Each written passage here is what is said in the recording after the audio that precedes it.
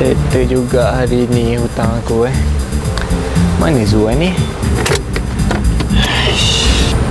Kau kenapa ni Yu? Beria sangat nak jumpa aku ni. Ada janji yang aku nak tunaikan. Janji? Janji apa pula? Duit. Duit? Thank you bro, bagi pinjam. Kalau tak masak aku dengan sewa rumah, kereta lagi.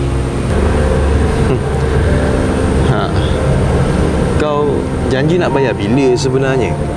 Aku lewat sikit je.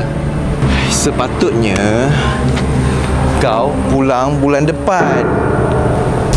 Tapi kenapa? Yu, kalau kau nak pulang kan, ikut amount yang kau pinjam. Kalau 500 macam mana? Kau ni pinjam 5,000, selepas 5 bulan baru kau pulangkan. Lain pula cerita kalau kau pinjam 1,000 lepas 1 tahun. Kalau pinjam RM50 macam mana pula?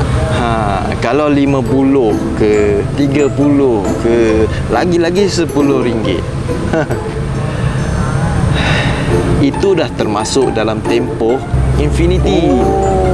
Senang cerita, kau halalkan sendiri je hutang tu. Gitu Habis duit ni aku nak buat apa? Kau ambil je lah. Kau tak cukup syarat, Yu. Syarat apa pula?